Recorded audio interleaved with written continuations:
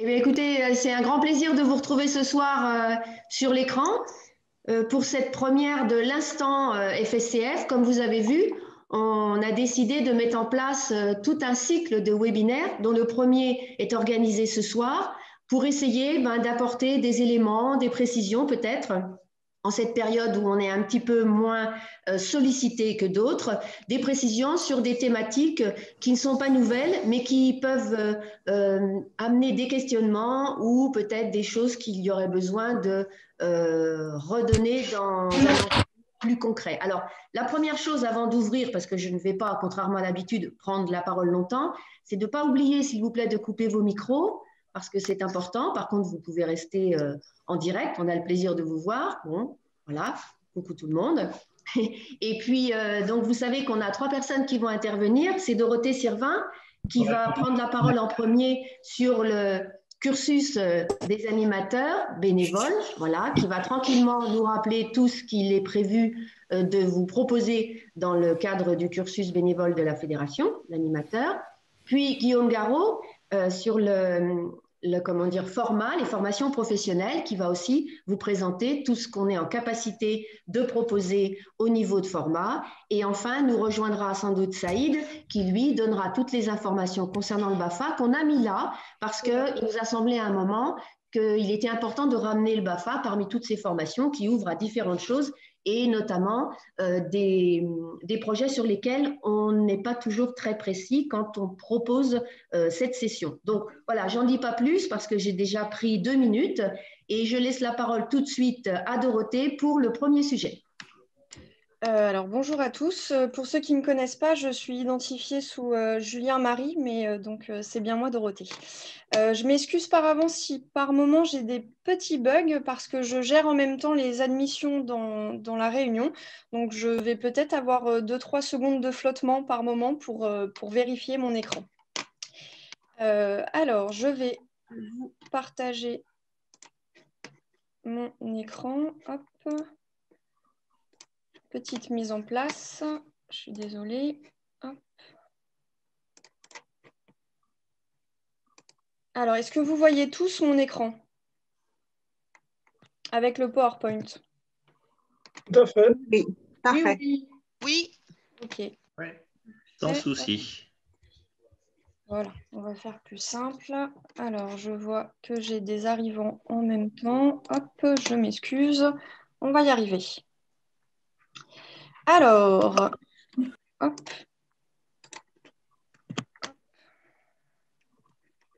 J'ai plus la main. C'est bon. Pourquoi je n'ai pas la main? Voilà.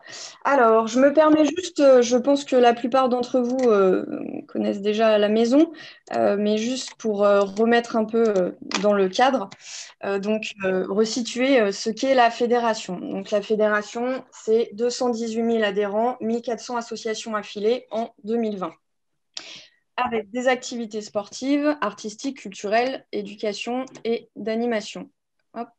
Excusez-moi, je suis désolée si ça pollue la présentation en même temps. Avec bien entendu donc, tout niveau et forme de pratique, de l'initiation, de la découverte, des loisirs et de la compétition. Bien évidemment, pour gérer tout ce petit monde et toutes ces petites activités, on a besoin de bénévoles et de salariés. Hop. Je vais y arriver. Excusez-moi. Ah, voilà. Alors, à qui s'adresse cette offre de formation? Donc, pour nos bénévoles et nos salariés, aux licenciés, bien évidemment, et aussi au grand public, donc ce qu'on appelle les non-licenciés. Notre offre de formation est découpée sur 4 grands profils ou 4 grandes familles de compétences: l'animateur, le formateur, le dirigeant et le juge-arbitre. Je m'excuse, Dominique, je n'ai pas utilisé l'appellation officielle pour les juges-arbitres, je n'avais pas la place. Cette offre de formation, elle va se découper sur 3 grands axes, je dirais, ou trois entrées différentes selon l'objectif visé. Donc, la formation fédérale pour une activité dite de bénévolat, la formation professionnelle pour une activité plutôt salariée ou auto-entrepreneur, et la formation BAFA et BAFD, qui n'est ni une activité de bénévolat, ni une activité professionnelle au sens strict, mais ça, Saïd vous expliquera ensuite la subtilité, et Guillaume aussi vous présentera l'offre de formation professionnelle. Donc, pour ma part, je vais plutôt me concentrer sur la formation fédérale, donc à destination des bénévoles. Quand on entend bénévolat, on parle bien évidemment d'une activité contre laquelle on ne perçoit pas de rémunération. Donc on retrouve nos 4 grandes familles, l'animateur, le formateur, le dirigeant, le juge-arbitre. Ce soir, je ne vais pas rentrer dans le détail de toutes les formations qu'on propose. Bien évidemment, vous pourrez ensuite, à la fin de la présentation de nous 3, poser vos questions. Et si on n'a pas le temps, n'hésitez pas à nous recontacter après pour aborder des questions relatives à votre parcours personnel ou par rapport à votre association. Donc ce soir, je me concentre davantage sur l'animateur. Donc au niveau de la fédération... À quelle heure il est ? 20h10. Il est 20h10, effectivement. Je me dépêche. Au niveau de la fédération, on a trois grands diplômes pour le cursus d'animateur bénévole, avec un premier niveau de diplôme qu'on appelle le brevet d'animateur fédéral, plus communément le BAF. Voilà, je pense que c'est le plus connu aujourd'hui. Et un deuxième niveau de diplôme, le diplôme d'animateur fédéral expert et le diplôme d'animateur fédéral spécialisé. Donc ça, c'est le deuxième niveau, c'est les petits nouveaux que vous ne connaissez pas forcément ou qui ne sont pas en tout cas maîtrisés à ce jour. Donc n'hésitez pas après à me poser des questions à la fin de la présentation. Je vais d'abord parler du brevet d'animateur fédéral. Donc, hop, excusez-moi, en même temps, je vérifie. Non, c'est bon, je n'ai personne. Excusez-moi, hop, c'est bon. Donc, le brevet d'animateur fédéral, c'est le premier diplôme possible au niveau du cursus animateur. C'est un peu la porte d'entrée, le diplôme premier, inévitable pour pouvoir ensuite poursuivre son cursus. C'est un diplôme non professionnel reconnu par la fédération et ce diplôme confère à son titulaire les compétences nécessaires à l'encadrement en autonomie d'une activité sportive, culturelle ou artistique. Donc, au niveau du brevet d'animateur fédéral, aujourd'hui, on a une dizaine d'activités qui proposent ce cursus. C'est-à-dire que quand vous souhaitez vous investir au niveau d'une association, avec ce brevet, vous serez sur une orientation par activité. Vous aurez un brevet d'animateur fédéral, par exemple, marche nordique, sport de combat, danse, GRS. Voilà, ça, c'est les 10 diplômes qui existent aujourd'hui à ce niveau. Pour obtenir le brevet d'animateur, je vais détailler un petit peu plus parce que parfois dans les échanges que je reçois, c'est un peu le flou. Il y a 5 étapes incontournables. Ces 5 étapes, vous les avez devant les yeux. C'est la formation PSC1, la formation UFF, une expérience pratique de 50 heures et une formation AF1 et une formation AF2. Ces 5 blocs ou ces 5 étapes, vous pouvez les passer dans n'importe quel ordre. À l'exception, excusez-moi, à l'exception de l'AF1 et l'AF2, vous êtes obligé de passer l'AF1 en premier pour ensuite faire l'AF2. Mais si vous avez envie de commencer le cursus par la formation PSC1, ce n'est pas un problème. Vous pouvez aussi commencer par l'UFF, ce n'est pas un souci. Par contre, vous ne pourrez pas commencer par un AF2, il faudra forcément passer l'AF1 en premier. Une fois que tous ces blocs sont validés, vous avez donc le brevet d'animateur fédéral activité X qui est délivré. Au niveau de la F1, pour développer un peu plus les étapes, la F1, c'est le premier niveau au niveau de l'animation parce que c'est destiné à un public qui est peu ou pas expérimenté dans l'animation. Ça permet d'acquérir des compétences pour assister et participer à l'encadrement d'un groupe et conduire une partie de la séance. L'âge d'entrée est de 14 ans et donc à l'issue de cette formation, vous êtes reconnu comme assistant animateur, c'est-à-dire que vous assistez à un animateur qui, lui, est autonome dans son activité. La F2, qui donc intervient obligatoirement après, permet de prendre en main et d'animer un groupe et de conduire une séance à partir d'une programmation qui est déjà conçue, qui est connue. On met en place une programmation. L'UFF, lui, qui est propre à notre fédération, permet d'aborder le fonctionnement associatif, le projet éducatif fédéral et d'appréhender les différents publics, ainsi que la conduite de projet. Quand je dis que c'est propre à notre fédération, c'est que l'étape d'AF1 et de l'AF2, il peut y avoir ce qu'on appelle des équivalences ou des allègements ou des passerelles par rapport à des diplômes d'autres fédérations ou des diplômes à titre professionnel, type CQP ou BPGEPS. L'UFF, c'est une des rares étapes où on ne permet pas d'équivalence ou dans de très très rares cas, puisqu'on considère qu'aucun autre diplôme à ce jour connu ne confère une équivalence sur ce contenu qui est propre à notre fédération et pour lequel on insiste fortement pour que chaque acteur impliqué dans la vie fédérale passe par cette étape. Dorothée, tu peux juste rappeler ce que veut dire UFF, AF Alors, PS1. UFF, c'est Unité de formation fédérale, effectivement, excusez-moi. AF1, c'est animateur fédéral niveau 1. AF2, animateur fédéral niveau 2. Le PSC1, c'est la prévention, les premiers secours.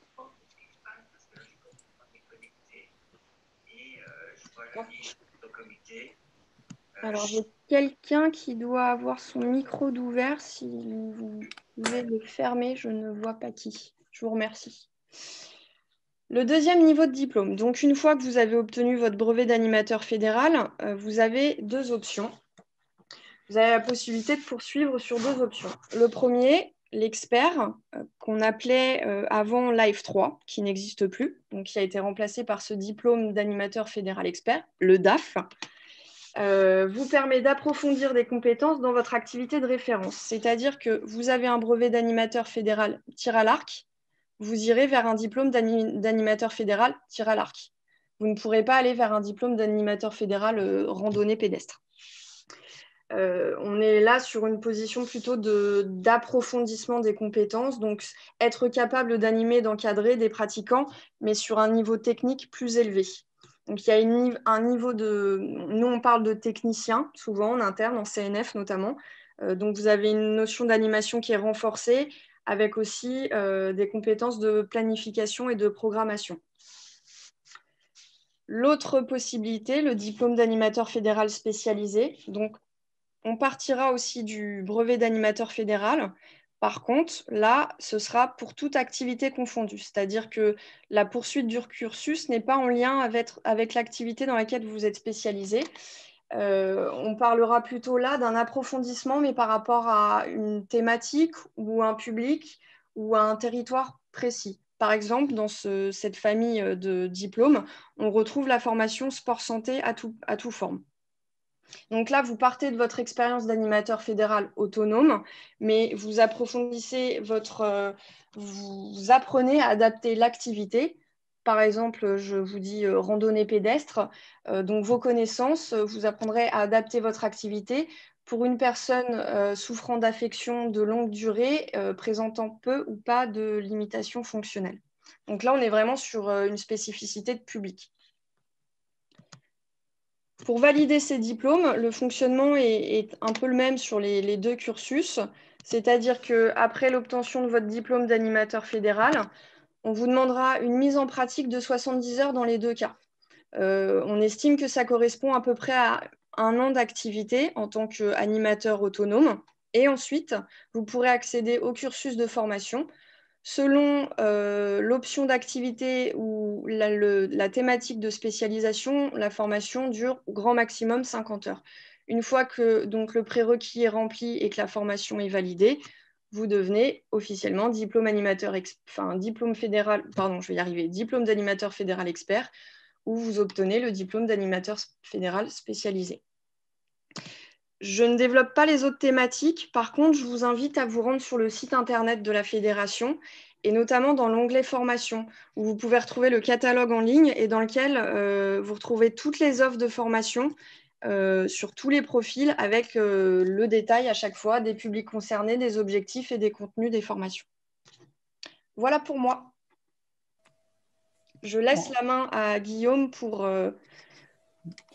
J'ai- présenter Merci. le cursus professionnel. On a vu passer plusieurs questions. Gardez-les avec vous et puis à la fin, on se donnera un temps pour pouvoir répondre aux différentes questions que vous pouvez avoir. Donc voilà, ou vous les notez dans le chat ou vous les gardez pour vous et on aura un temps pour y répondre. Et si on ne peut pas répondre à toutes les questions, vous nous les enverrez et puis on y répondra derrière en version, par écrit, je pense. Donc moi, je vais vous présenter l'Institut de formation. Avant de vous faire une projection des grandes familles de formation qu'on propose, c'est juste pour faire un rappel, l'organisme de formation, donc Forma, que vous voyez écrit ici, est un institut de formation qui a été créé par la fédération de laquelle on est, la FSCF, dans l'objectif de gérer, organiser, développer les formations professionnelles. Donc dans les formations professionnelles, on entend celles, quand on est dans le cadre du sport et de l'animation, celles qui vont vous délivrer une carte professionnelle ou vous donner au moins des prérogatives pour être rémunéré pour l'encadrement et l'animation d'activités. L'Institut Forma existe depuis 2012 et on développe trois grandes familles. J'en présenterai surtout deux, trois grandes familles. Il y a ce qu'on appelle les formations qualifiantes ou les formations continues, on appelle ça en général, qui sont des formations pour des gens qui sont déjà des professionnels. Et après, on a deux types de formations, c'est-à-dire, je vous les présente maintenant, je vais partager l'écran. Je ne sais pas si je peux le faire ou pas, je vais voir ça tout de suite. Je n'ai pas regardé avant. Hop. Est-ce que je peux Oui, je peux partager mon écran, nickel. Voilà. Donc, on a deux types de formations professionnelles. Donc là, on a ce qu'on appelle, je pense que là, vous voyez mon écran. Les CQP qui veulent dire certificat de qualification professionnelle. Donc ça, c'est ce qu'on appelle des diplômes de branche. Alors dans le monde professionnel, c'est un petit peu compliqué parce qu'en gros, on a trois univers qui existent. On a la filière universitaire qu'on appelle les STAPS, que vous devez connaître au moins de nom. Après, vous connaissez sûrement tous plus facilement tout ce qui est le secteur du ministère des Sports. J'en parlerai après. Ce sont les BPGEPS, DEGEPS, DESGEPS. Et on a peut-être ceux qui connaissent un peu moins bien, les CQP qui sont des diplômes de branche. Pour rappel, la branche professionnelle du sport, c'est une organisation qui regroupe des syndicats employeurs et syndicats salariés et c'est elle qui a mis en place les conventions collectives pour cadrer le salariat dans la branche du sport et qui met en œuvre des formations là où il y aurait des manques, c'est-à-dire là où les formations d'État ne répondent pas. Donc là, nous, entre autres, je vais vous parler de celui qu'on met en place depuis 2007, qui s'appelle donc le CQP ALS, ça veut dire donc certificat de qualification professionnelle animateur de loisirs sportifs. Vous comprenez pourquoi on réduit, parce que ça fait long quand même. Et attendez, parce que j'ai la vignette qui m'empêche de passer. Voilà. Et donc, voilà. Donc, le CQP, déjà, il y a des prérequis. C'est-à-dire qu'on peut rentrer en formation à 16 ans. Ce qui peut être intéressant en fonction du fonctionnement des personnes. Si elles veulent, voilà, vous avez commencé à faire une formation fédérale et puis vous voulez commencer à vous professionnaliser, vous pouvez commencer à faire ce CQP. Par contre, restant un diplôme professionnel, vous pouvez rentrer à 16 ans, mais vous ne pourrez pas passer votre certification avant vos 18 ans. Puisque pour être un professionnel en France, il faut être majeur. Comme la formation fédérale, il vous faut avoir le PSC1. Il vous faut un certificat médical et avoir une pratique régulière parce qu'il va y avoir des tests d'entrée. Donc, les tests d'entrée, il faut que vous soyez, en tant que pratiquant, déjà dans une maîtrise de l'activité que vous voulez passer. Cette formation, une fois que vous êtes diplômé, elle vous permet déjà, ce qui est intéressant, de toucher tout type de public, c'est-à-dire vraiment de l'enfant, l'adulte, le senior, même les personnes fragiles, que ce soit en situation de handicap ou des personnes dans le cadre du sport santé. Alors, j'en parlerai après, attention, il faut faire la différence entre le sport sur ordonnance et le sport santé. Il y a des nuances à apporter, mais vous pouvez toucher tout type de public. La seule chose que vous ne pouvez pas faire avec un CQP, ALS, entre autres, c'est la compétition. D'accord. Donc, il y a trois options qui existent dans le CQP ALS. C'est pour ça qu'il y a le CQP ALS AG2E, donc qui est sur les activités gyniques d'entretien et d'expression. c'est tout le secteur qui correspond de manière plus vulgarisée, c'est le fitness, la remise en forme. C'est tout ce secteur-là du fitness et de la remise en forme. On a l'option ARPO qui est sur les activités de randonnée, de proximité, d'orientation. Donc, on est sur tout ce qui est les activités de pleine nature. On va retrouver à l'intérieur la randonnée, la marche nordique, le roller, le VTC, la course d'orientation, voilà, toutes ces familles d'activités-là. Et la dernière option qui est le JSJO, qui veut dire jeux sportifs, jeux d'opposition, on va être plutôt sur de la multi-activité. Donc là, on va retrouver 3 grandes familles. Les jeux collectifs, donc tout ce qui est les sports co, basket, volley, foot, hand, ainsi de suite. Les jeux de raquettes, donc tous les sports de raquettes, tennis de table, handball, badminton, excusez-moi, tennis normal. Et la famille des jeux d'opposition, qui est tous les sports dits de combat, que ce soit les sports de préhension, type judo, lutte, ou les sports de percussion, comme la boxe et autres. Donc, comme on n'est pas sur de la compétition, vous comprenez bien qu'on est sur des approches plutôt de découverte et d'initiation, hein, quand on est titulaire de ces diplômes-là. La formation, c'est là où c'est intéressant, c'est souvent on la considère comme un premier pas dans la professionnalisation parce que c'est une formation courte. Comme vous pouvez le voir, il y a 5 heures de positionnement, 105 heures de cours en organisme de formation, 50 heures de stage minimum à faire. Donc en gros, pour 150 heures, vous êtes sur une formation 160 heures, exactement 162 parce qu'on rajoute 2 heures de certification à la fin. Vous pouvez vous retrouver en tant que professionnel dans le cadre de l'animation loisirs sportifs. Pourquoi c'est intéressant? Parce que ça m'amène à la deuxième étape, le BPGEPS, qui lui, comme je vous l'ai dit tout à l'heure, est un diplôme d'État. Donc BPGEPS, ça veut dire brevet professionnel de la jeunesse, de l'éducation populaire et du sport. Donc dans l'éducation populaire, c'est parce que derrière BPGEPS, en fonction des options qu'on choisit, soit on est sur le côté éducation populaire, c'est-à-dire animateur social, ainsi de suite, ou on est sur le côté entraîneur sportif, et là on va se retrouver avec ce que vous avez pu connaître avec les brevets d'État avant, par discipline, c'est-à-dire BP tennis, basket, ainsi de suite. Et nous, plus particulièrement, je vais revenir en arrière, on fait le APT, c'est l'activité pour tous, et j'en parlerai un peu plus tard. Donc là, les prérequis pour rentrer sont à peu près les mêmes, sauf qu'on est obligé de rentrer à 18 ans, on ne peut pas rentrer plus tôt. Et vous pouvez, comme le CQP, toucher tous les publics, mais la particularité, c'est qu'en fonction du BP que vous passez, vous pouvez faire la compétition et l'entraînement. Pas tous. Là aussi, je pense qu'il y aura peut-être des questions, je pourrai y répondre après.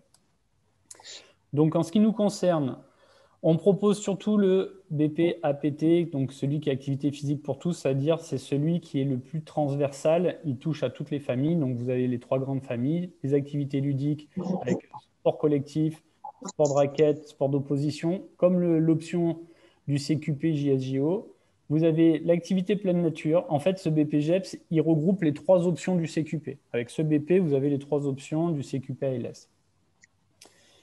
Et pendant longtemps, on a proposé le BP AGA, qui était donc activité gymnique acrobatique. Donc là, on est bien sur la gym aux agrès et pas sur la partie remise en forme. Mais ces derniers temps, entre autres parce que c'est une formation longue, et donc onéreuse, on n'a pas pu les maintenir puisque pas assez de stagiaires. Alors pourquoi de formation longue?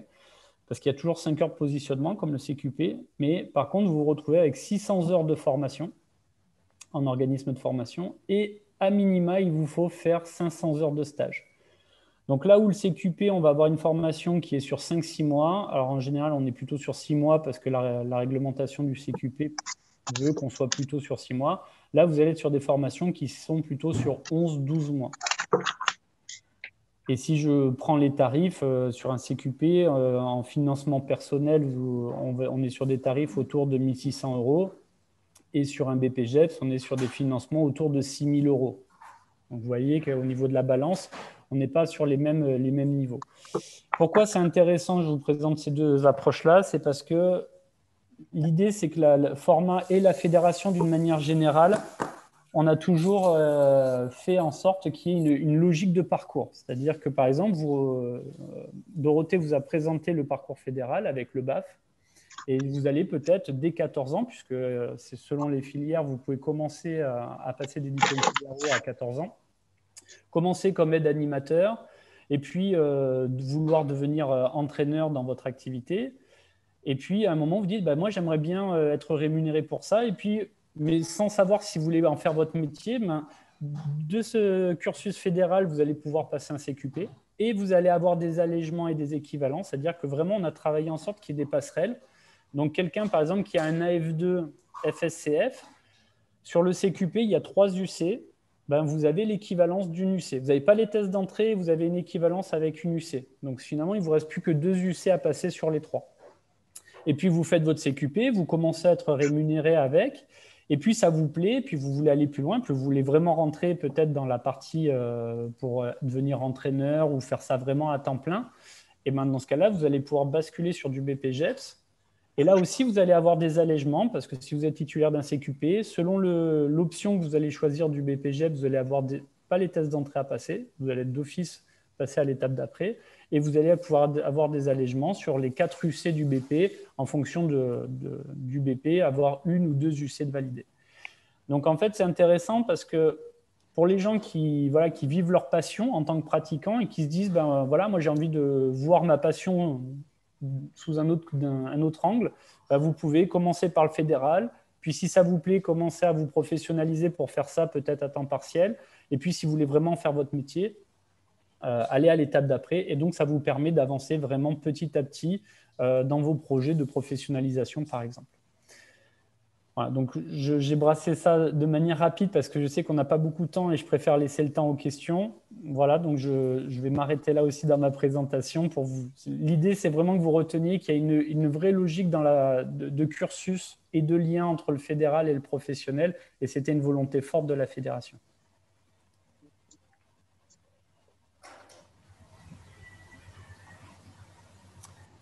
Et donc, je laisse la main à Saïd. Merci.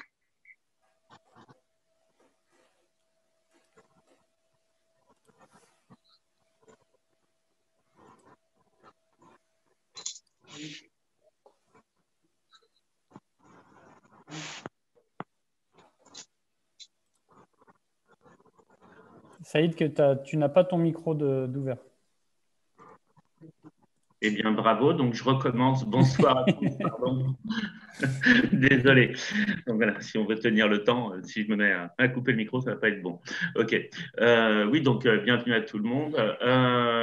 Donc, je me présente. Saïd Benramoun, coordinateur BAFA BFD national pour la Fédération sportive et culturelle de France. Voilà, je gère nationalement les BAFA et les BFD accompagnés donc, de tous les organisateurs sur les territoires. Donc voilà, mais j'ai aussi des missions auprès du ministère sur le renouvellement de l'habilitation, les comptes rendus d'activité et tout les liens habituels voilà, avec les départements, les régions décentralisées. Voilà, je vais tenter de vous faire une présentation un peu complète du BAFA BFD, des étapes, mais surtout pour que vous puissiez tous entendre et comprendre peut-être à quel point le BAFA aujourd'hui fait quelque chose d'hyper important et qui va permettre aussi à nos jeunes voilà, de s'épanouir, de grandir donc voilà, et aussi à tous nos licenciés à un moment donné de pouvoir animer que ce soit lors de manifestations sportives comme des compètes, comme sur des stages de perfectionnement ou même des séjours sportifs. Bon. Je vais partager donc mon écran en espérant que je vais pouvoir le faire. Voilà, c'est bon. Hop. Donc voilà. Donc le BAFA et le BAFD, donc deux brevets de l'animation volontaire non professionnelle qui permettent d'encadrer à titre occasionnel des accueils collectifs de mineurs. Alors, pour ceux qui ne sauraient pas, les accueils collectifs de mineurs, ce sont ce qu'on appelait avant les centres de loisirs et les colos, voilà, essentiellement. Donc, Le BAFA, c'est quoi? C'est le brevet d'aptitude aux fonctions d'animateur. Donc, on est bien d'accord, ce n'est pas un diplôme professionnel, c'est un brevet de l'animation volontaire. Je descends. Donc, un cursus en 3 étapes pour le BAFA. Donc, la formation générale de 8 jours qui peut se dérouler soit en internat, soit en externat, donc soit avec une portion complète, soit les jeunes ou les moins jeunes d'ailleurs arrivent le matin et repartent en fin de journée. Ensuite, un stage pratique de 14 jours hein, où là, ils sont en situation d'animateur stagiaire auprès d'enfants ou de jeunes, donc soit sur une colonie de vacances, soit sur un centre de loisirs. Ensuite, une troisième partie qui est le stage d'approfondissement, qui est également une formation théorique et qui sert à hauteur de 70% à évaluer le stage pratique qu'on a fait. Donc, en gros, la différence entre la pratique et la théorie. À l'issue de ça, donc, le stagiaire passe en jury. Alors, il n'est pas présent sur le jury, hein, c'est les DD qui se réunissent.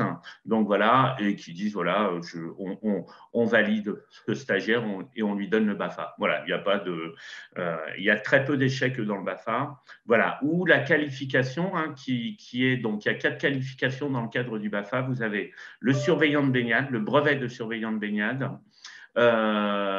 Vous avez voile, vous avez canoë, kayak et vous avez tout ce qui a rapport avec moto, mini-moto, etc., etc. Il y a très peu de qualifications qui sont proposées sur cette thématique-là. Voilà. Je passe sur donc, les objectifs du BAFA. Donc, alors, je vous les lis. Si vous avez des questions de compréhension ou quoi que ce soit, on verra après. Donc, voilà, c'est apprendre à animer et encadrer des mineurs en toute sécurité.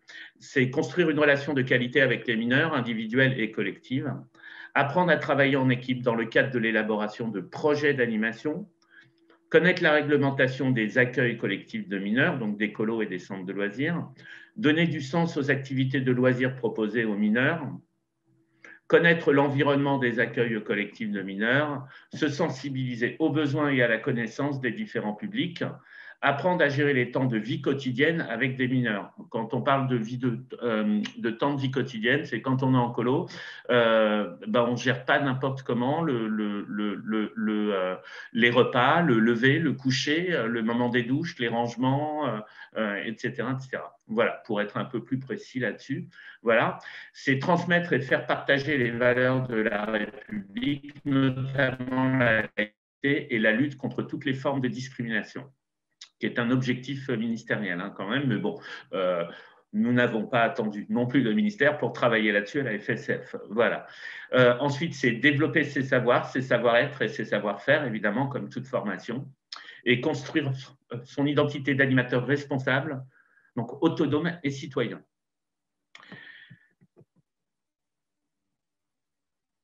Pourquoi passer bas?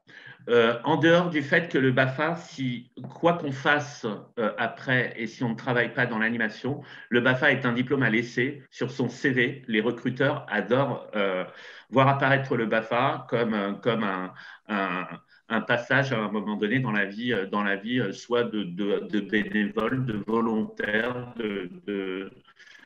donc voilà, ou même quand on est payé sur des colos. Mais je reviendrai là-dessus tout à l'heure. Donc, cela permet de trouver un emploi durant les vacances scolaires et durant les mercredis éducatifs. Il permet de pouvoir encadrer des stages donc de perfectionnement et des séjours sportifs déclarés en ACM et de gérer tout l'aspect du quotidien des participants. Je m'explique un peu là-dessus, c'est-à-dire qu'aujourd'hui, effectivement, on a des stages de perfectionnement gym, twirling, etc., etc. Mais il n'y a pas que ça lors de ces séjours. Il y a aussi tout l'aspect du quotidien, quoi, justement. Et être en capacité de pouvoir proposer donc voilà, en toute sécurité ou alors d'autres activités que l'activité spécifique, c'est plutôt pas mal aussi. Voilà. Donc, il permet également d'accompagner quand vous avez des poussines ou des premiers âges sur des manifestations. C'est de pouvoir accompagner des tout petits, enfin des tout petits ou des plus jeunes en tous les cas, sur des manifestations fédérales quand il faut se déplacer d'une région à une autre ou d'un département à un autre. Voilà. Donc, il permet, donc, ce que je disais, d'animer des grands jeux, soirées en dehors des temps de pratique sportive. Il permet aux licenciés de construire un relationnel différent aussi avec leur entraîneur ou leur formateur dans une posture et un environnement différent. C'est-à-dire que quand on est en entraînement gym ou twirling ou je ne sais quoi, effectivement, on a une vision de notre entraîneur qui est celle-ci. En revanche, quand on est sur un stage de perfectionnement, par exemple, eh ben, on peut voir notre entraîneur comme une autre personne, un peu un animateur, avec d'autres celles d'entraîner. Et ça peut être tout à fait intéressant de pouvoir rencontrer les personnes à qui on a affaire toute l'année autrement, dans un autre contexte. Voilà. Donc, il permet de vivre une expérience collective en séjour de vacances le plus souvent inoubliable. Donc, voilà. Il permet de mettre ses compétences au service des mineurs, tout simplement pour les faire grandir dans un environnement favorable à la détente, l'expérimentation, la découverte et le partage. Donc, il permet de donner du sens au projet éducatif de la Fédé et de faire vivre ses valeurs mises au service d'un projet commun. Je passe au BAFD. Le BAFD, c'est le brevet d'aptitude aux fonctions de directeur. Donc, c'est pour être directeur d'accueil collectif de mineurs. Donc, c'est en 4 étapes. Il y a une formation générale de 9 jours ou 10 jours en discontinu. Donc, voilà, qui peut également se faire soit en internat, soit en externat. Ensuite, un stage pratique de 14 jours en tant que directeur ou directeur adjoint sur une colo ou sur un centre de loisirs. Une troisième étape qui est le stage de perfectionnement qui va travailler essentiellement sur le retour du premier stage pratique. Donc voilà, pour voir l'écart qu'il y a entre ce qu'on a appris en formation générale et notre premier stage pratique.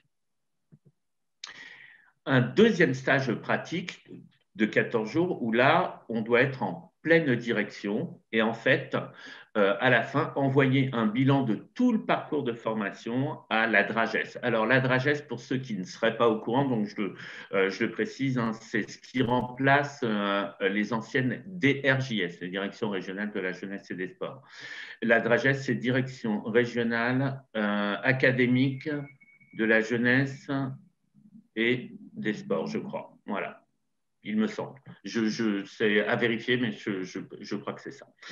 Voilà, alors, les objectifs du BAFD, donc élaborer et mettre en œuvre avec son équipe d'animation dans le respect du cadre réglementaire des accueils collectifs de mineurs, un projet pédagogique en cohérence avec le projet éducatif, en prenant notamment en compte l'accueil des mineurs atteints de troubles de la santé ou porteurs de handicap. C'est coordonner et assurer la formation de l'équipe d'animation. C'est diriger les personnels et assurer la gestion de l'accueil. Quand on parle de diriger les personnels, au-delà des animateurs, ce sont quand vous êtes sur un séjour en gestion libre, c'est par exemple gérer le cuisinier, tout le personnel de service, ça peut être le factotum de la structure, et gérer l'accueil, c'est gérer la propreté de l'accueil, l'hygiène des bâtiments qui vous sont confiés et de l'accueil qui vous est confié. Voilà. Donc, développer les partenariats et la communication. Les partenariats, c'est tous les acteurs un petit peu aussi, hein, les parents qui vont confier leur enfant sur un séjour de vacances, par exemple, et c'est la bonne communication avec ses parents, mais également avec des prestataires de services, avec la direction départementale jeunesse et sport du coin, etc., etc. Voilà. Donc, la formation BFD doit permettre d'accompagner le directeur vers le développement d'aptitudes lui permettant de transmettre et de faire partager les valeurs de la République, notamment la laïcité. Même chose que sur le BAFA. Excusez-moi. Pourquoi passer le BFD? Donc, on apprend à manager une équipe, on s'approprie ce qu'est la notion de projet, on prend des responsabilités, On encourage et valorise le travail d'une équipe d'animation. On promeut l'échange, le partage et l'expérimentation dans un cadre de vacances.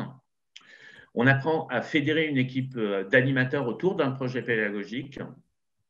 C'est savoir être à l'écoute aussi des mineurs, de leurs envies, qu'elles soient exprimées ou non exprimées d'ailleurs, voilà, et de construire son identité de directeur d'ACM citoyen et responsable.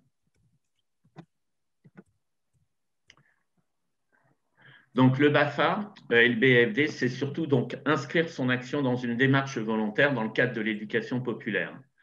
C'est reconnaître pour chacun le droit à la culture, à l'éducation, au loisir et à la justice. C'est construire son identité de citoyen responsable et autonome, capable de faire des choix. Voilà. Et je vous ai mis une petite phrase de Robert Badinter que j'aime beaucoup, que je vous laisse lire. Voilà. Et je vous ai mis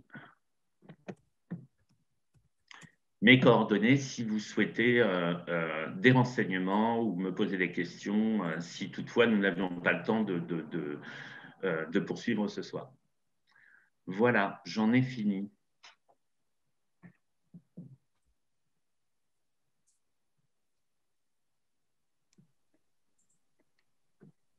Alors, je vire. Non, c'est pas ça. Dominique, est-ce que… Alors, j'attendais que Saïd nous libère l'écran, s'il veut bien. Voilà, pardon, excuse-moi, l'ami. Non, mais c'est pas grave, ça va. Et d'abord commencer par vous remercier tous les trois, mais j'aurai l'occasion de le faire plus tard. On a ce challenge de faire 1 heure parce qu'on veut ne pas être trop long. Et en même temps, toutes ces informations qui ont été synthétisées, bravo à tous les trois d'avoir déjà dit l'essentiel. Donc, Saïd, si tu peux fermer de façon à ce… Voilà, super. Et on a vu déjà des questions surgir dans l'espace de discussion. Il y a déjà eu des réponses. Est-ce qu'il y a là aussi des choses en direct auxquelles on pourrait répondre, sachant que si la question ne nous permet pas, enfin si on n'a pas la réponse sous le coude, ça ne veut pas dire qu'on n'est pas bon, ça veut dire qu'on ira chercher une réponse adaptée pour plus tard. Donc, s'il y a des gens qui veulent intervenir peut-être en faisant un petit signe ou en mettant un petit signe de la main et qu'on puisse essayer d'échanger là-dessus. Et comme je l'ai mis dans le chat, de toute façon, tout ce qui a été partagé, là, tous les supports qui ont été préparés seront accessibles soit par la chaîne YouTube, de façon à ce que les personnes qui n'ont pas pu assister ne soient pas à l'écart de tout ce qui vient d'être dit. C'est prévu, ne vous inquiétez pas, il y aura une possibilité de tout récupérer. Donc, si vous avez, pour les 17 minutes qui nous restent, ce qui est beaucoup finalement, des questions ou des demandes de précision, voilà, on va essayer de gérer cet échange. N'hésitez pas. Toujours plus difficile de commencer, mais bon.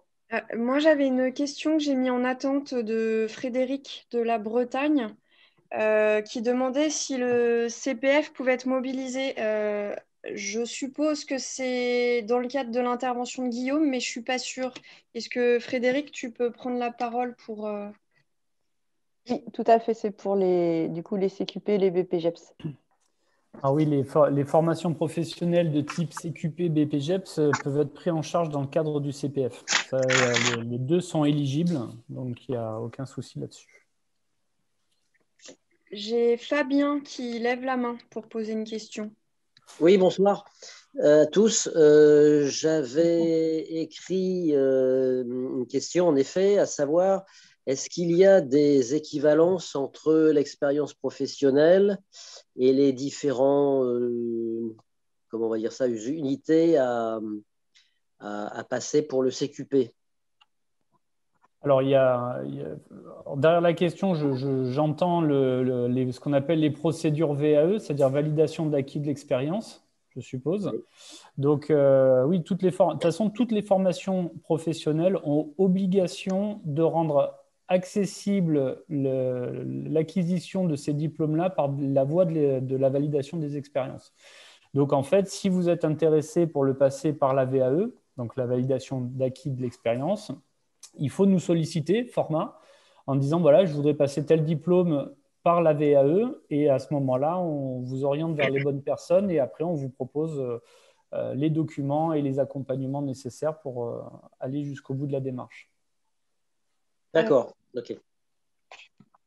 Et je vois qu'il y a Gilles aussi qui pose une question. Il demande, existe-t-il des aides pour une personne souhaitant passer un BPGEPS? Alors, je vais faire court parce que ça peut être long là-dessus. Alors, sur un BPGEPS, oui, il y a des aides. Alors, on a dit, il peut y avoir le CPF. S'il est demandeur d'emploi, il peut y avoir des aides par les demandeurs d'emploi. Si il est salarié d'une entreprise, il peut avoir une aide dans le cadre de sa montée en compétences. Alors, j'ai plus le nom exact du process en interne, et ça peut être financé par les OPCO. Voilà, tout ça, quoi. Alors, excusez-moi, je lis en même temps les questions. Hop. Ouh là là, tout arrive en même temps. Peut-on à ce jour maintenir l'organisation de notre AF1 sous forme classique, c'est-à-dire présentielle pendant les vacances d'avril?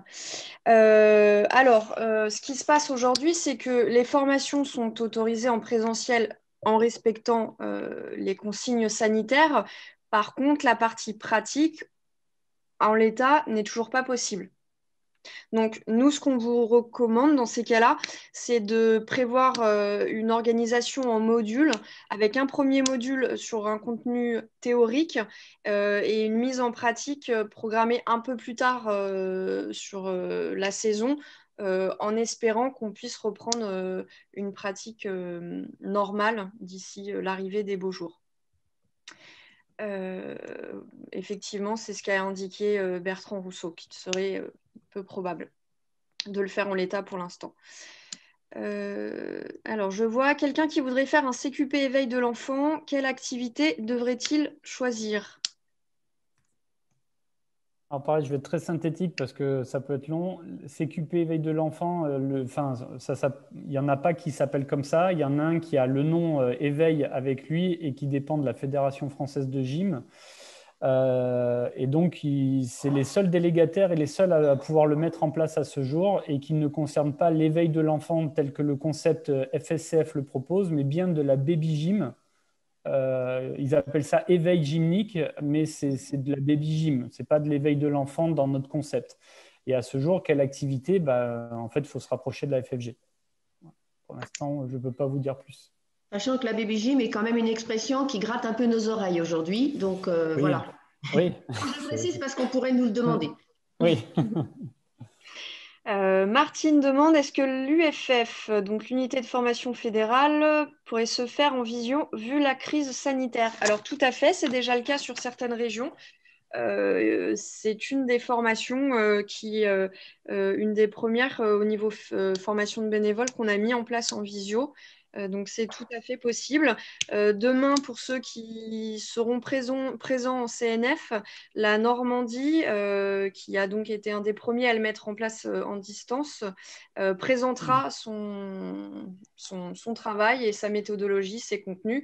Et on vous invite dans ces cas-là à contacter le comité de Normandie pour qu'il puisse vous partager et les contenus et le procédé, le fonctionnement qu'ils ont mis en place sur cette session. Je vois un BPGEPS APT peut-il accompagner sur une compétition? Alors, il peut accompagner, mais en tout cas, il ne peut pas participer au plan d'entraînement des personnes qui cherchent à faire de la compétition. C'est-à-dire qu'il peut faire de l'accompagnement, oui, mais par contre, il ne peut pas construire les plans d'entraînement parce que le APT reste un initiateur multi-activité. Donc, initiateur dit pas entraîneur qui cherche la performance. Okay. Là, je vais prendre deux questions, Nathalie et Cécile, qui nous demandent, pouvez-vous présenter les formations à toute forme et pouvez-vous préciser la différence entre sport santé et sport sur ordonnance? Je vais m'y coller, c'est moi qui ai dit ça. J'ai parlé de la différence entre sport santé.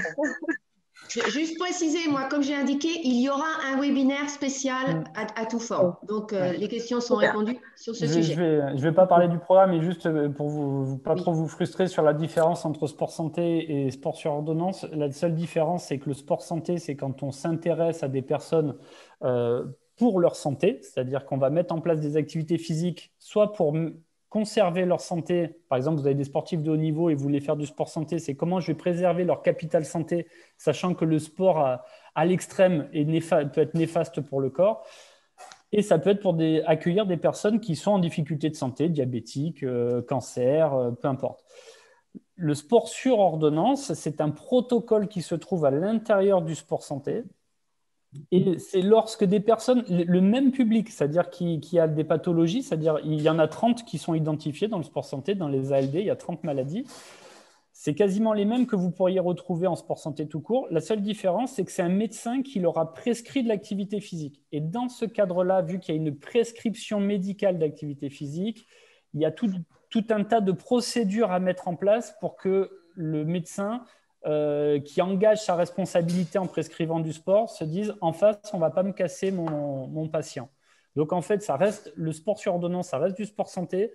Le seul truc, c'est qu'il est orienté par un médecin et donc ça rentre dans un cadre législatif particulier. Voilà. Je ne rentre pas plus dans le détail, je pense que l'intervention à toute forme rentrera plus là-dedans. Merci beaucoup pour vos réponses. C'est ce sport sur ordonnance qui peut être fait aujourd'hui en intérieur, comme toutes les situations liées au handicap ou aux pathologies. C'est autorisé, ça fait partie des publics prioritaires aujourd'hui. Quand il y a une recommandation sur ordonnance, avec une incitation à pratiquer une activité sportive. Voilà. Ok, merci beaucoup.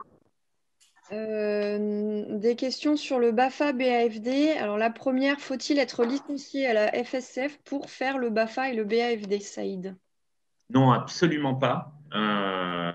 Donc voilà, le BAFA et le BAFD sont ouverts. Alors le BAFA à toute personne ayant 17 ans le premier jour du stage, sans aucune autre obligation ou voilà. Et le BAFD, toutes les personnes qui ont le BAFA complet et qui ont 18 ans. Ça a été ramené à 18 ans depuis 2020. Bon, on ne comprend pas très bien pourquoi, on se questionne là-dessus. Donc voilà, mais bon, c'est comme ça en tous les cas, c'est la loi. Donc non, c'est ouvert à tout le monde. Et d'ailleurs, c'est le plus souvent, hein, on a beaucoup plus, ce qui est un peu dommage, mais on a beaucoup plus de gens de l'extérieur à la Fédé que de licenciés. Voilà. Donc voilà, mais c'est ouvert à tout le monde. Voilà. Excuse-moi, une autre question. Le BAFD est-il possible en VAE, donc en validation des acquis par expérience? Non, il y a des dérogations pour le BAFD, mais qui sont pas liées à des VAE, mais qui sont plus liées alors à un certain âge, c'est-à-dire que pour le BAFD, par exemple, il faut avoir plus de 25 ans. Et avoir eu quand même de l'expérience en séjour de vacances ou en accueil collectif de mineurs, quoi, par exemple. Donc voilà. Et après, ce ne sont que par exemple, le BPGEPS LTP peut vous dispenser du BAFD. Voilà. Vous avez d'autres diplômes qui vous dispensent également du BAFD, mais toujours avec cette idée qu'il faut 28 jours d'expérience sur les 4 années précédentes. Voilà. Voilà. Mais sinon, il n'existe pas de VAE. Mais ce ne sont pas des diplômes professionnels, hein, donc ce n'est pas très surprenant non plus. Voilà.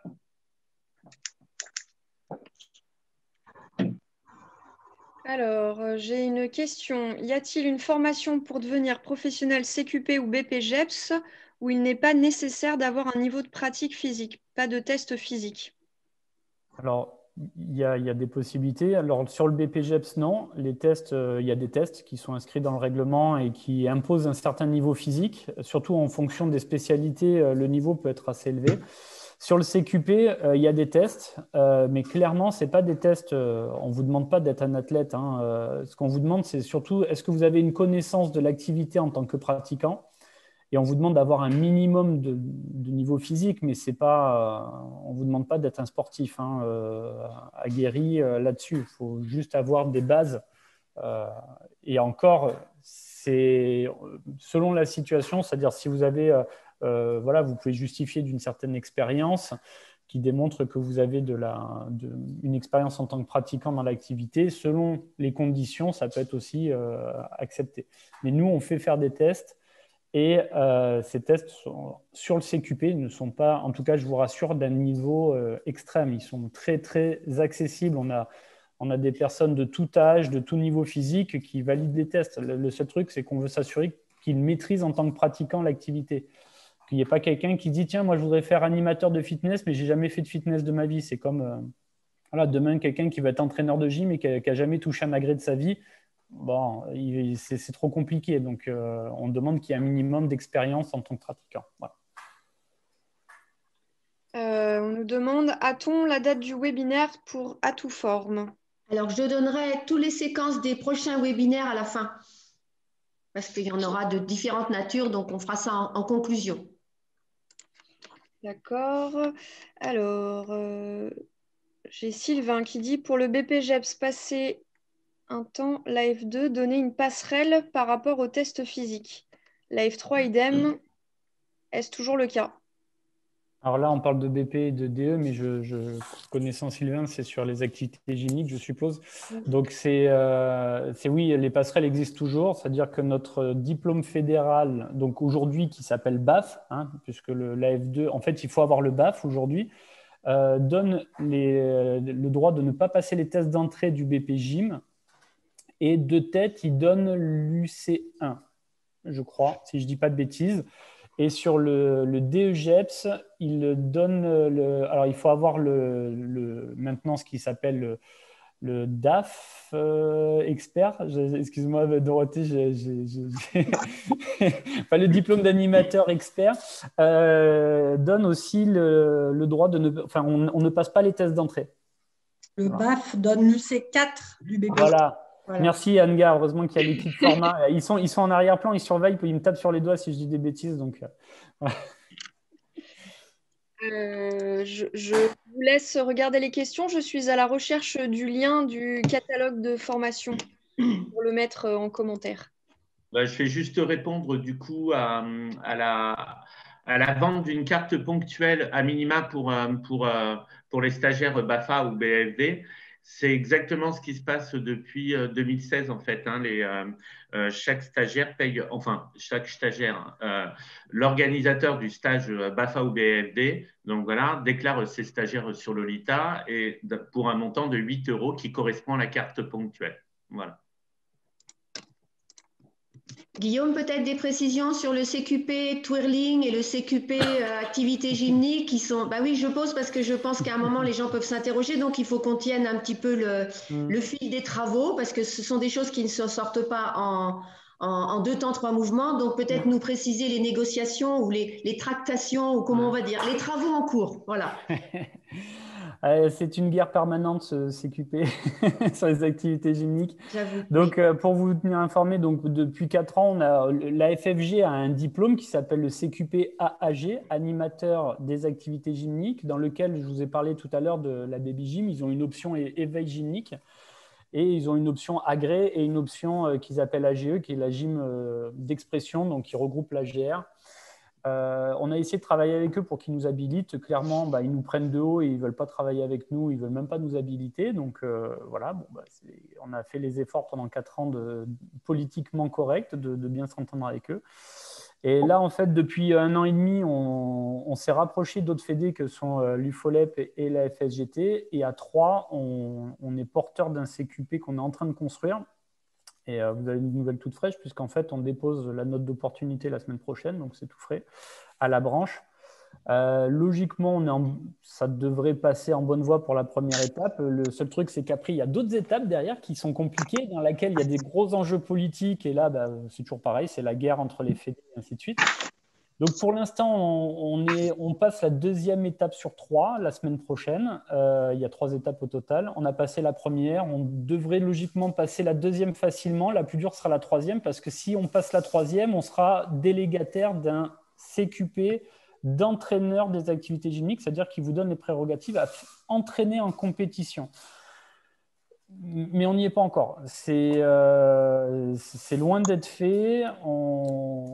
Tant que la dernière étape ne sera pas faite, et c'est beaucoup de travail parce qu'il y a beaucoup de choses. C'est construire tout le règlement. Construire une formation, c'est très long. Il faut construire un référentiel d'activité, un référentiel de formation, un référentiel de certification. Enfin, c'est très long.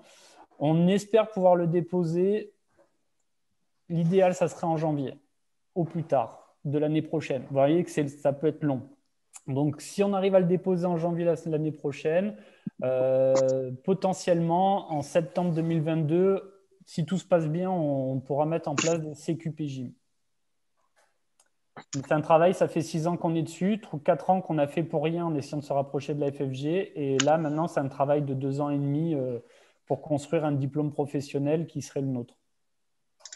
En partenariat. Et on a aussi des actions, par contre, de collaboration avec la FSSTB qui nous permettrait, là, par contre, de monter ensemble un CQP Twirling. Alors, ce que je n'ai pas précisé, c'est que le CQP Gym d'entraîneur qu'on veut faire, il aura 3 options. Une option gym aux agrès, une option gym d'expression, donc tout ce qui sera GRS chez nous, et une option Twirling pour la partie entraînement. C'est-à-dire vraiment former des entraîneurs dans une des 3 options. Et en parallèle, on a commencé un travail, mais pour l'instant, on a mis de côté parce qu'on se concentre sur ce CQP-là où il y a un fort enjeu politique. On a un deuxième CQP qui sera un CQP d'initiateur, c'est-à-dire vraiment pour faire de l'initiation, mais qui sera spécifique avec le Twirling et qui se fait en partenariat avec la FFSTB.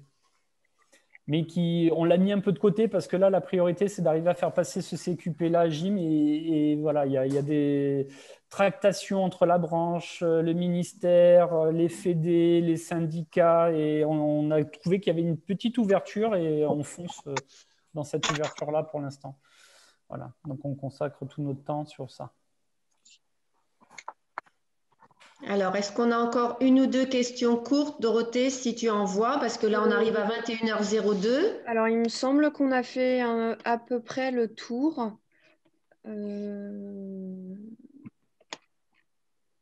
Voilà. Bon, de toute façon, comme on l'a dit, hein, les questions, et si elles venaient même après, vous n'hésitez pas, Dorothée, Guillaume et Saïd ont donné leurs adresses professionnelles. Ils sont toujours évidemment disponibles pour vous répondre et apporter toutes les précisions nécessaires. Les thèmes des prochains webinaires, je vais vous les donner. Alors, je reste réservée sur les dates parce que comme c'est un système qu'on vient de mettre en place, hein, pour tout vous dire, ça s'est fait en peu de temps parce qu'on avait vraiment cette volonté d'aller vers les territoires, d'essayer d'être proactif dans cette période. Il y a un calendrier qui est en cours, donc ne notez pas la date, probablement dans la prochaine infolettre ou avant, vous aurez les précisions. Ce que je peux vous dire avec certitude, c'est que la semaine prochaine, parce que ça va être tous les jeudis, donc il va falloir penser à commander à manger pour le jeudi soir.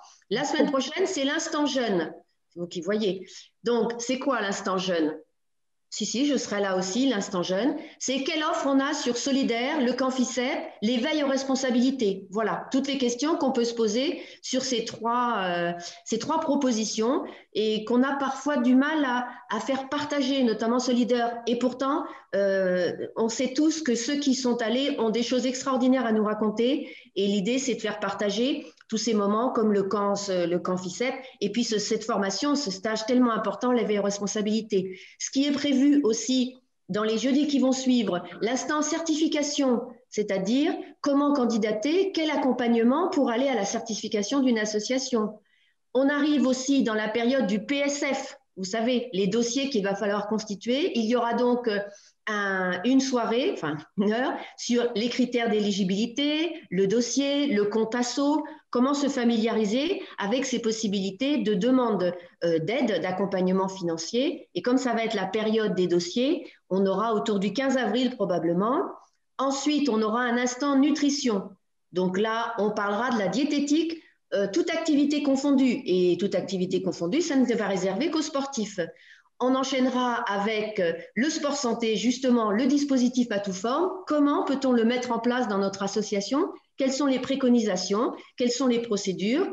Et on aura également, pour l'instant, j'arrive au dernier, mais ça sera pas le dernier sur ma feuille, ce ne sera peut-être pas le dernier, sur la prévention des risques et blessures lorsqu'on a eu un long arrêt. Bon, comme qui dirait que c'est un peu la période qu'on vit actuellement. Donc, vous voyez, on a un programme qui est assez dense. Si vous aviez des suggestions en pensant qu'il y ait des thèmes auxquels on n'a peut-être pas accordé l'intérêt, mais on va y aller. et qu'à chaque fois, on aura donc des intervenants comme les 3 personnes qui ont pris le temps de préparer cette présentation et on va se retrouver voilà, tous les jeudis. Il faut savoir, avant de vous souhaiter une bonne soirée, que les activités, notamment les activités gymniques, ne sont pas en reste puisqu'elles vont aussi travailler, elles, sur des programmes spécifiques qui feront l'objet soit de vidéos en différé, soit d'interactions en direct. Ouais, c'est un peu redondant ça, sur des sujets qui sont plus propres à leurs activités. Et ça, c'est en gestation, mais ça va être une gestation rapide puisqu'il y aura des choses qui sortiront prochainement. Donc, restez attentifs. On sait aussi que parfois, les messages ne vont pas jusqu'au bout. J'ai eu des assos aujourd'hui qui m'ont dit, mais on n'a pas été informés par notre comité départemental. On essaye de faire au maximum. Il y a des pages Facebook, tout le monde n'a pas Facebook. Il y a le site, il y a la lettre info, les comités régionaux, les comités départementaux. Maintenant que vous avez été spectateurs et acteurs de cette soirée, s'il vous plaît, faites passer le message en disant que voilà, tous les jeudis soirs, il y aura un rendez-vous sur des thématiques précises et que vraiment, on a à cœur de répondre à vos questions, de faciliter l'accès à des dispositifs, de transmettre des informations, d'éclaircir des sujets. Enfin, c'est vraiment une volonté forte et malheureusement ou heureusement, puisqu'on a le temps de le faire actuellement, profitons-en. Voilà, donc merci encore à nos 3 intervenants pour ce travail. Cette soirée est très synthétique, très claire, je trouve. Après, il y a toujours des zones qu'il va falloir éclaircir en fonction de vos organisations respectives et puis de votre environnement. Merci à toutes celles et ceux qui se sont connectés. Bonne soirée à tous et puis rendez-vous peut-être à jeudi prochain. Merci d'être les ambassadeurs de cette super soirée. Alors, moi, j'avais entendu un petit jingle, mais on m'a dit on n'a pas le temps pour cette semaine. Donc, peut-être la semaine prochaine, il y aura de la musique. Voilà. Merci à tous.